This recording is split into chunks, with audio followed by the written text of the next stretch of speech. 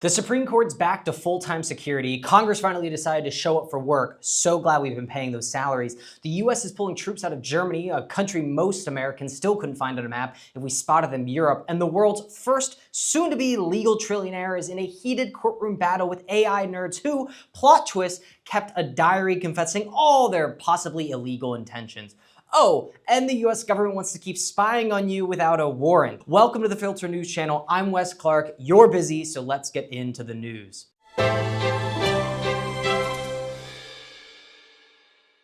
As always, each story we present was filtered using 4 articles on the same subject, 2 from the left and 2 from the right, to leave you with just the overlapping facts. All comparisons were created using Claude artifacts, and all secondary research was conducted using Perplexity. Links and URLs can be found on the Filter News channel at www.thefilternewschannel.com. Let's get into our first topic. The US Supreme Court returned a 6-3 decision in Louisiana v. Collis on April 29th.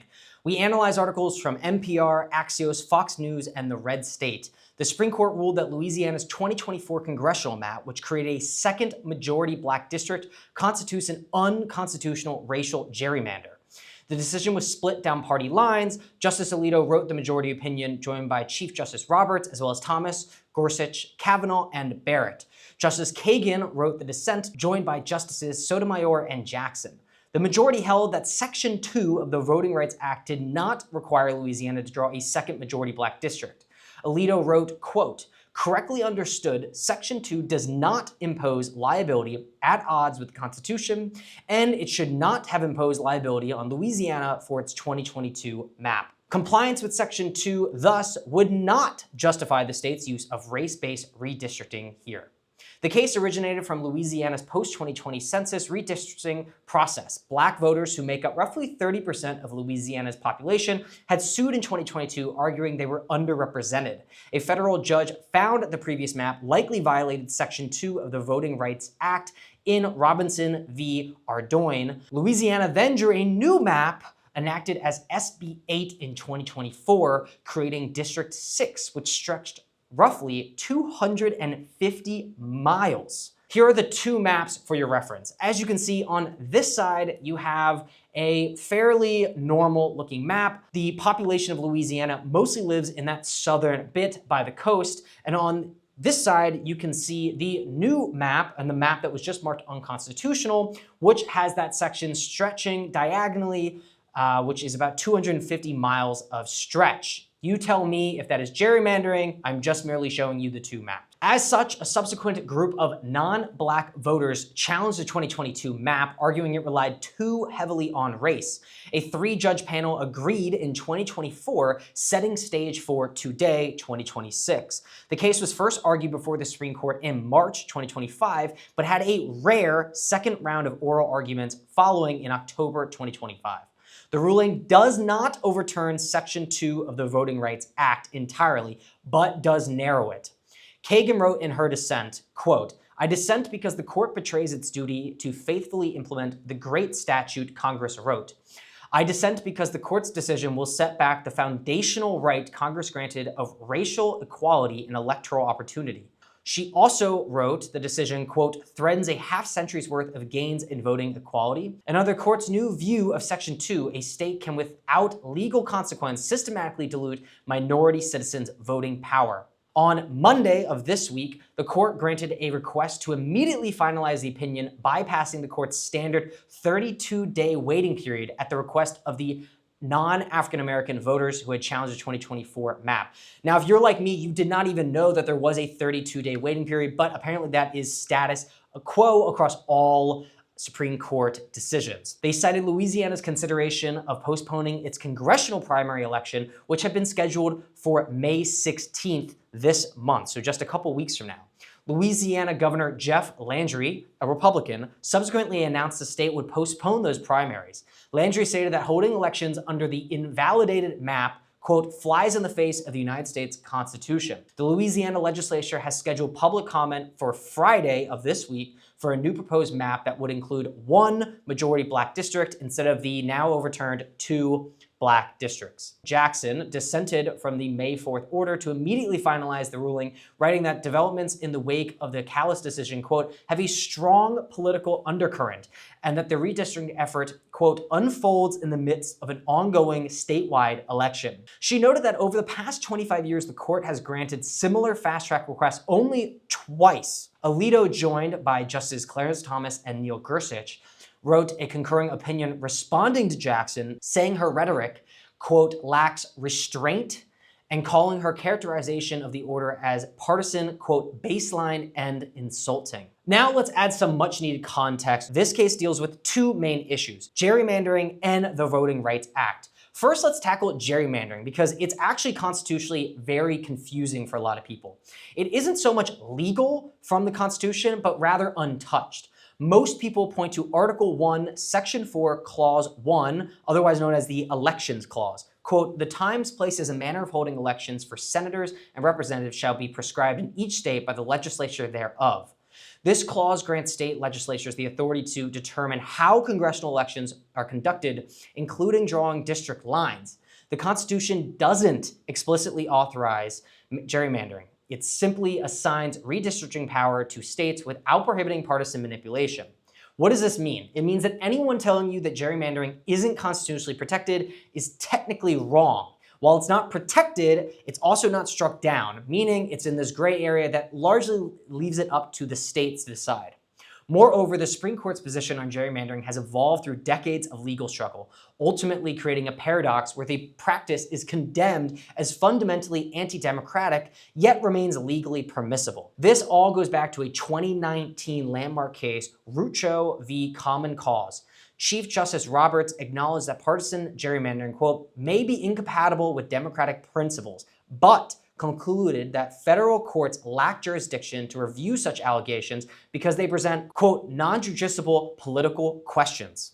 Since 1986, the Supreme Court had recognized partisan gerrymandering as within court's purview to decide. The justices spent decades attempting to craft a, quote, judicially manageable standard to address it.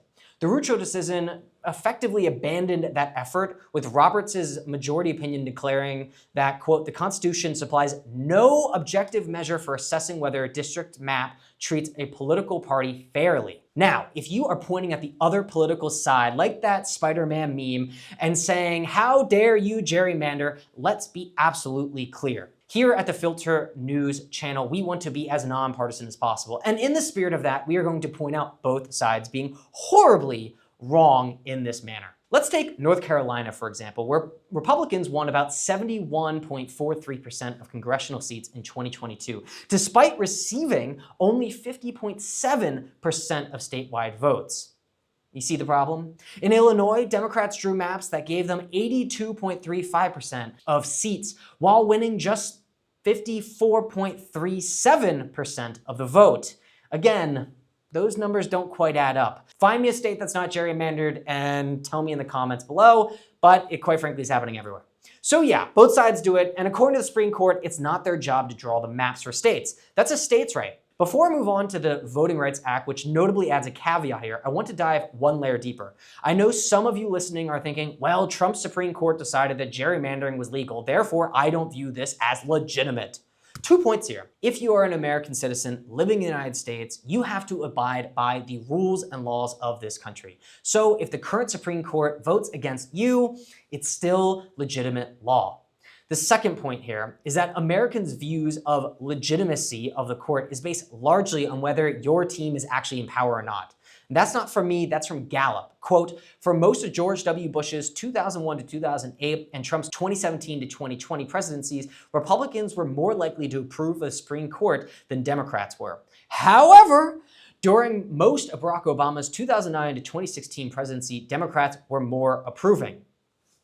So we all suck. If you're on the left, you support when it's on the left, and when you're on the right, you support when it's on the right, and that's just not how it works. The court is legitimate, whether you like it or not. If you're an American citizen living in this country, you have to deal with it, and if you don't like it, go and vote. That is your democratic duty. Now for the Voting Rights Act. Signed into law by President Lyndon B. Johnson on August 6, 1965, it is regarded, quote, as the legislative crown jewel of the civil rights era, and, quote, the most successful piece of civil rights legislation ever adopted by the United States Congress. And yes, many of you right now are thinking, hey, wasn't Lyndon B. Johnson a huge racist? Yes, he was. That's not what we're getting into right now. Congress adopted the law to ensure that states followed the 15th Amendment, guaranteeing that all right to vote not be denied because of race, which was a huge problem at the time. Section 2 banned any voting practice resulting in, quote, a denial or abridgment of the right to vote on account of race, color, or language minority status. Section 5 requires that jurisdiction with discrimination histories to obtain pre-clearance before changing voting rules, meaning they could not implement any change affecting voting until Attorney General or the United States District Court for the District of Columbia determined that the change did not have a discriminatory purpose and would not have a discriminatory effect. Section 4B identified the usual suspects, which back in 1964 was Alabama, Georgia, Louisiana, Mississippi, South Carolina, Virginia, and North Carolina counties. This context is very needed because, again, this is all back in 1964, when Alabama registered only 24% of all their black voters and Mississippi only a pathetic 10%. Okay, that's a huge problem. Flash forward to today, some argue pre-clearances is obsolete, now that black registration and turnout approach parity with whites. In 2018, 8 of 9 newly elected black members of Congress won in white majority districts. Would that have happened in 1964? So there's progress. That does not mean that we are a perfect country. It just doesn't necessarily mean that we are the same level of racism and racial divide that we were back then, and to suggest that we are is quite laughable and not based in any fact. Black Americans also at the same time overwhelmingly lean Democrat today. 83% identify as Democrat and 12% as GOP. So when gerrymandering is legal based on political affiliation, how can courts determine if districts target race or party? And in practice, black Americans get sorted as Democrats, not protected as a racial group. So in Louisiana's breakdown for their now unconstitutional map, they are going based off of race. But the Republicans equally say that that's really just a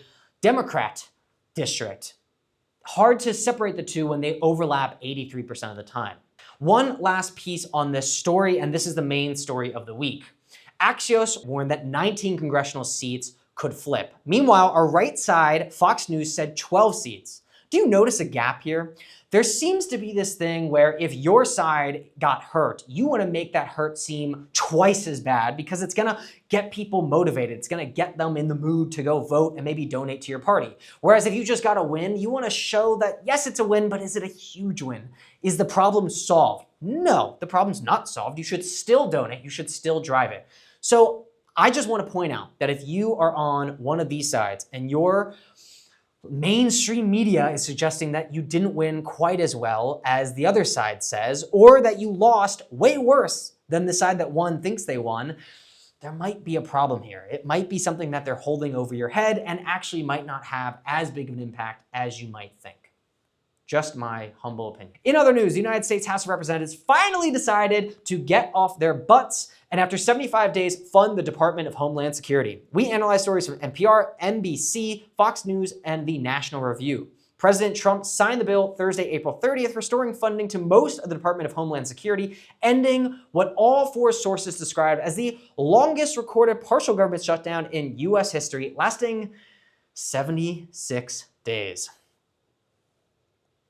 The House of Representatives approved the measure by voice vote Thursday. Adopted the bill by Senate had passed unanimously more than a month earlier. The legislature funds DHS sub-agencies, including Coast Guard, TSA, Secret Service, Federal Emergency Management Agencies, and all of those other acronym people that, quite frankly, are spying on you constantly. The bill does not provide new funding for immigration and customs enforcement or border protection. Republicans are now planning to advance a separate party-line legislative package to fund ICE and CBP, but the legislation will not advance before lawmakers depart for a week-long recess because, you know, it is so tiring not working for 75 days. And once we get back to work, I mean, come on, people, we must go back on recess because who is going to raise all that money for you to run and give it out to all your friends? President Trump asked the Republicans to send this measure to his desk by June 1st. Now, where does the coverage separate? The left argued that the Democrats forced the shutdown back on February 14th and ultimately unsuccessfully secured reforms on immigration and enforcement, which did not happen. They also wanted mandatory body cameras and restrictions on raids, which also did not happen. Right-leaning sources give prominent voice to Representatives Chip Roy, Republican from Texas, who said Republicans are, quote, absolutely horrified at the outcome of isolating ICE and CBP from the rest of DHS funding, calling it, quote, offensive to the men and women who serve. Believe it or not, these four articles overlapped 88%, meaning pretty much these stories are all the exact same. Isn't that a little suspicious? This is a hot button issue last time I checked. Wouldn't you think that they would want to, I don't know, differ heavily? Turns out they all kind of agree. Now, other hosts might launch into an impassioned speech about how much they love ICE or they hate ICE. But you know what? I really don't care. And it more matters, what do you think? Do you think that ICE should be funded separately? Do you think it should be funded in with the rest of the bill? You tell me. What I want to focus on instead is throughout all of these 75, 76 days, 100,000 government DHS employees, according to Perplexity, went without pay. All while, quote, members of Congress will continue to get paid their 174,000 annual salaries. In the spirit of being nonpartisan, providing you merely the facts and context to make your own decisions, I ask you, the audience, do you think that's fair? Should politicians, left or right, get their paychecks while they hold hostage government employees? 100,000 employees, according to Perplexity. I don't know. You tell me. Before we go on to our next story, I have a transitional fact. This is a segment that I will be hosting every single week, and it's an eye-opening fact that gets your brain thinking about nonpartisan issues in a meaningful way. This week, in our first episode ever, we spotlight a growing issue of political violence. Did you know, according to Gallup, 83% of Americans say it is never okay for people to use violence to achieve a political goal. Now that's great. 83, 84%, but that does leave, by my calculations, 16% of people who hold bad ideas. And in the spirit of nonpartisanship, I want to hold hands and say, if you run into one of these lucky few 16%ers, tell them to go themselves. While violence is never right, and we do not condone violence in any meaningful way, we believe here at the Filter News that the only way to drown out bad ideas is with good ideas. Because quite frankly, that is not only a bad idea, it's an evil, heinous, morally corrupt idea that deserves to be shouted down. From me to you, thank you for listening. Now on to our next story. Let's hop over the Atlantic to head to Germany. U.S. Defense Secretary Pete Hegseth ordered the withdrawal of approximately 5,000 U.S. troops from Germany on Friday, May 1st. Chief Pentagon spokesman Sean Parnell confirmed the order, stating, quote, the Secretary of War has ordered the withdrawal of approximately 5,000 troops from Germany. This decision follows a thorough review of the department's force posture in Europe and is in recognition of theater requirements and conditions on the ground. We expect the withdrawal to be completed over the next 6 to 12 months. As of the time of reporting today, approximately 36,000 to 38,000 US troops were stationed in Germany. The withdrawal will represent a reduction of roughly 14% of all forces in Germany, which is hosting the largest contingent of US troops within Europe. Keep this statistic in mind, okay? Other outlets did not highlight that 14%. 3 of the 4 articles that we used for this analysis did, but it is only 14%, which is a big chunk, but it is not 100%, it's not 50%, it's 14%. We will still have a large presence, still the largest presence within Europe, in Germany, despite this drawback. The announcement follows public remarks by German Chancellor Friedrich Merz made the previous Monday. Speaking to students in Meersburg, Merz stated, Die Amerikaner haben offensichtlich keine Strategie. Und das Problem bei solchen Konflikten ist immer, da muss man ja nicht nur rein, da muss man auch wieder raus. Das haben wir ganz schmerzhaft bei Afghanistan gesehen. 20 Jahre lang. Wir haben das im Irak gesehen. Also diese Geschichte ist, wie gesagt, zumindest unüberlegt. Und ich erkenne im Augenblick nicht, welchen strategischen Exit die Amerikaner jetzt wählen. Zumal die Iraner offensichtlich sehr geschickt verhandeln oder eben sehr geschickt nicht verhandeln. Und die Amerikaner da nach Islamabad reisen lassen und ohne Ergebnis wieder abreisen lassen. Da wird eine ganze Nation gedemütigt durch die iranische Staatsführung, vor allem durch diese sogenannten Revolutionsgarden. President Donald Trump responded by posting this on his Truth Social, which you can read. As you can see, he calls out Merz directly, and you can see the connection. So the timeline here, if someone is, quote, speculating that one thing led to another, to some extent, you can agree that it did, considering this Truth Social does link the two moments of Merz's comments and the withdrawal. Merz, talking to ARD on Sunday, said there is, quote, no connection between the friction with Trump and the troop reduction. Again, that Truth Social would suggest that's not true. German Defense Minister Boris Pistorius, that's a great name, described the withdrawal as, quote, foreseeable, however, and said, quote, Europeans must assume more responsibility for our security. Why was it foreseeable? And again, most of the coverage on this story has not pinpointed this, so we're going to get into why it may have been foreseeable. NATO spokeswoman Alison Hart posted on X that the alliance is, quote, working with the US to understand the details of their decision. Trump also announced on Friday increased tariffs of 25% on cars and trucks from the European Union. And on Sunday, Trump shared a Breitbart article reiterating his earlier remarks and suggesting he was also considering pulling US troops from Spain and Italy, saying of those countries, quote, probably, look, why shouldn't I? Italy has not been of any help to us, and Spain has been horribly, absolutely horrible. Approximately 4,000 US troops are based in Spain and approximately 12,000 in Italy. Polish Prime Minister Donald Tusk said this on Saturday: the greatest threat to the transatlantic community is not its external enemies, but the ongoing disintegration of our alliance. We must all do what it takes to reverse this disastrous trend. Al Jazeera frames the withdrawal alongside Trump's tariffs announcement and his threat towards Spain and Italy as components of coordinated pressure on European allies, and describes the broadcast context of the Iranian conflict as one launched by the US and Israel without consulting NATO partners. Fox News, on the other hand, provides the direct Pentagon confirmation and frames the withdrawal as the result of a month-long strategic review, noting that European benefits from Hormuz oil flows while the US does not, suggesting the alliance had become a, quote, one-way street. Now, before we move on, I want to add one point of context here. According to numerous outlets, including BBC, President Trump first proposed to reduce troop size back in 2020, and you can see a headline here from the BBC.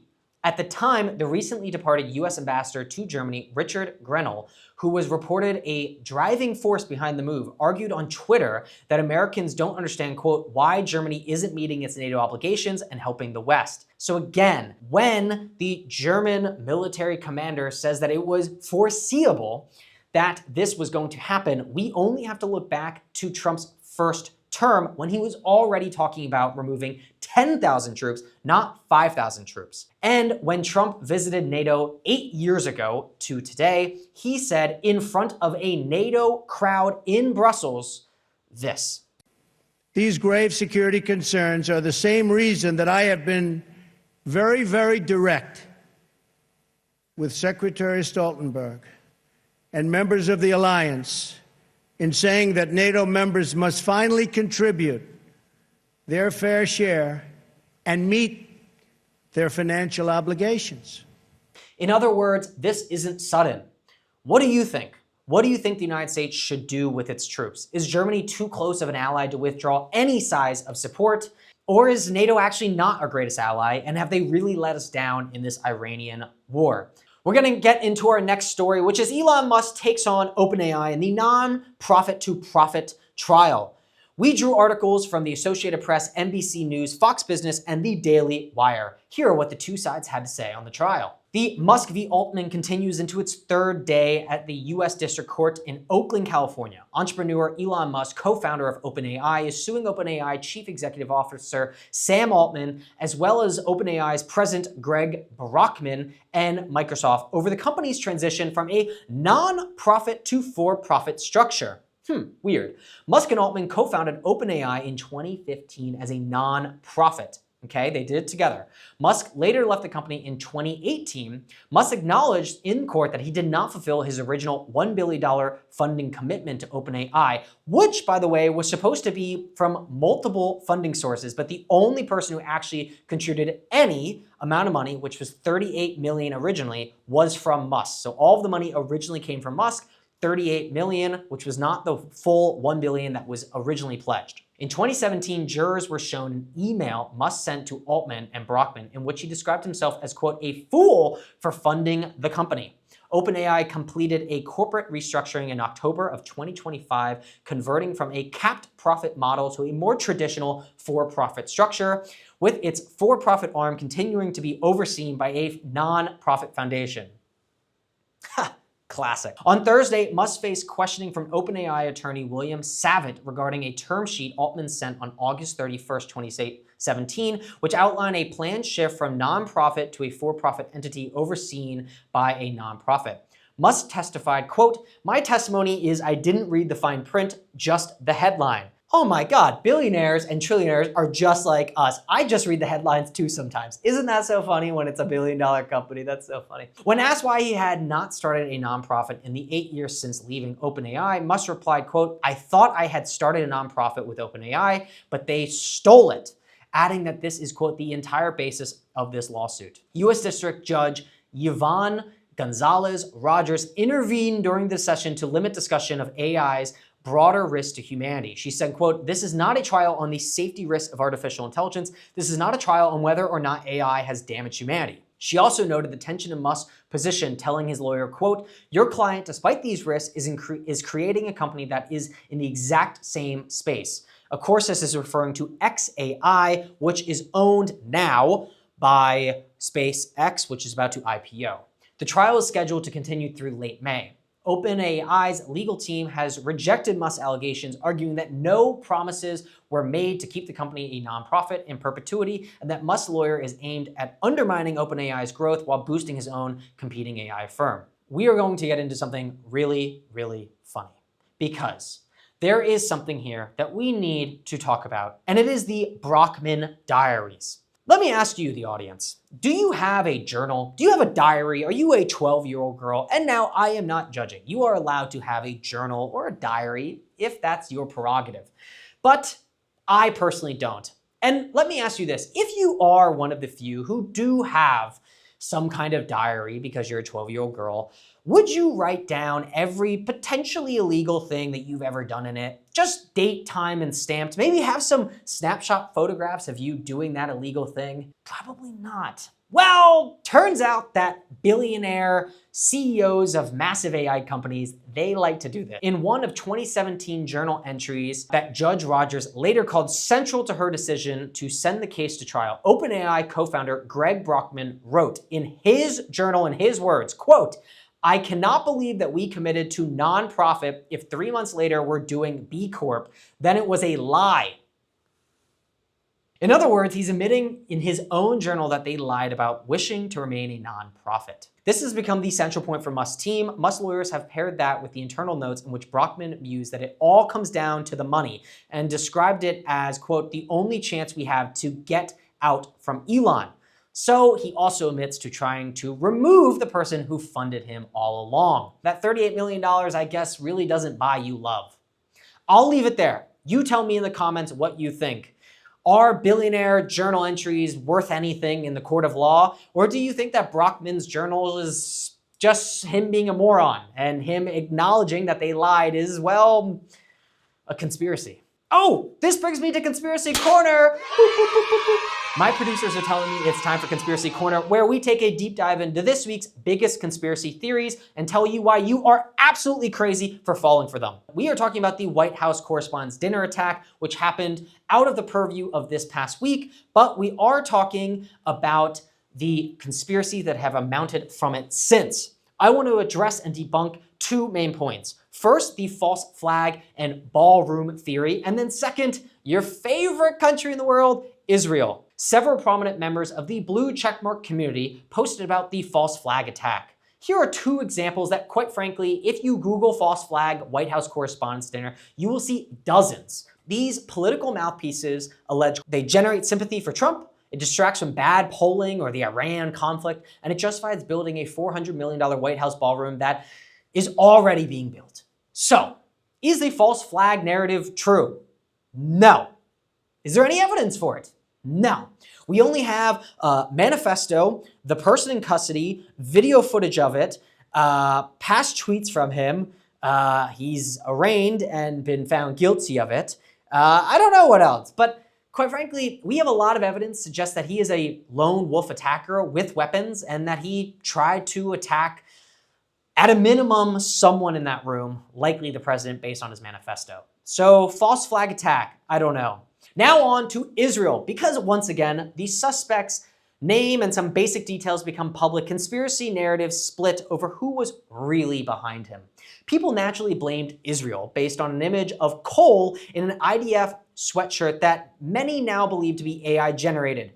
Now, I don't know if it's AI generated. Some people speculate it. Let's say it is real. There are Google trends showing searches for his name in Israel before the incident ever happened. However, the analysis itself, and images are shown on screen, show that when there is low volume data, it is unreliable. In other words, all of this could be AI generated. All of it. All of it could be completely fake.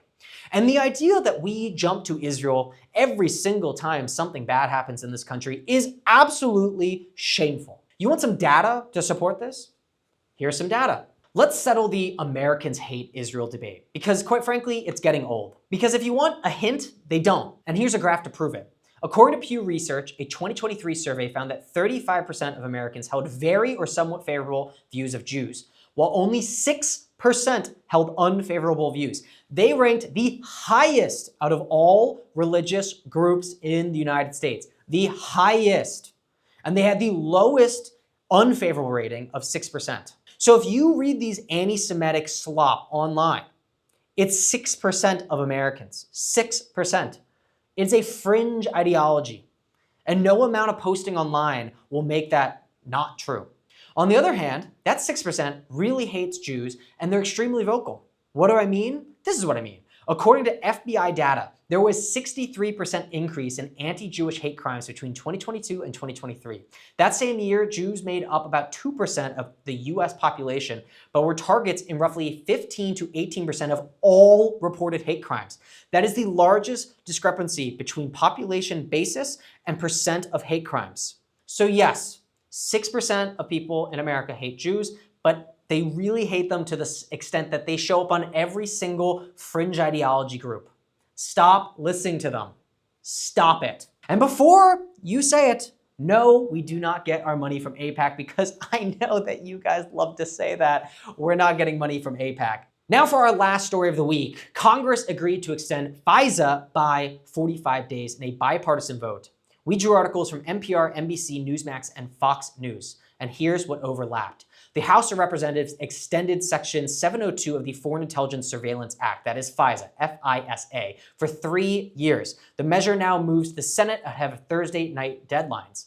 Now, that was last week. The Senate took up and unanimously passed a separate, clean 45-day extension of Section 702 with no CBDC language to keep the program from lapsing while talks continue. This means that they essentially said no, but continued it for 45 more days in order to have a proper vote. So in 45 days, it will, unless a vote passes, be stopped. Section 702 allows the U.S. intelligence agencies, quote, including the CIA, the Intelligence Security agency, NSA, or the FBI to collect and analyze communications of foreign nationals located outside of the United States without a warrant.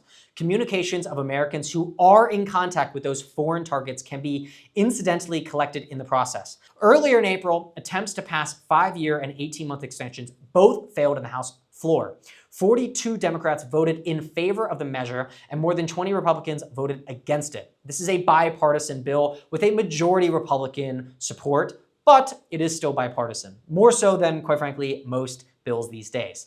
The House bill does not include a warrant requirement for accessing Americans' data from the FISA database. This is what the Senate refused to sign. Instead, it adds new oversight measures, including a monthly civil liberties review of U.S. persons' queries by an Office of Director of National Intelligence officials, criminal penalties for officials who knowingly misuse the system or falsify compliance records, and new procedures to expand congressional access to FISA court proceedings. Department of Defense and Secretary Pete Hegseth told lawmakers Wednesday that the department strongly supports the authorization of FISA 702. Now, I can add that, yes, NPR says 350,000 foreign targets were surveilled annually in the last couple years. But see, the Filter News channel is an American news channel. We are for the people. I don't care left or right. It doesn't matter. What I care about is, what do you think? And quite frankly, I have to just go out on a whim here and say that the American people don't want to be spied on. And if 350,000 foreigners, many of whom interacted with Americans who were then all spied on by our own government, well, that's really sad. So you tell me down in the comments, what do you think? Should this 45-day extension be extended into the foreseeable future, or should it not? I'm not going to get involved. I'm merely the host, a mouthpiece for what is happening. But man, sad to see it. That's it for me here at the Filter News channel. Thank you for listening to our first episode. It means the absolute world. The Filter News channel will be back next Wednesday at 8 a.m. If you want daily filters, subscribe to our newsletter on our website at www.thefilternewschannel.com or follow us on social media for quick facts. This has been a great first episode, and I cannot wait to be back here with you again next week.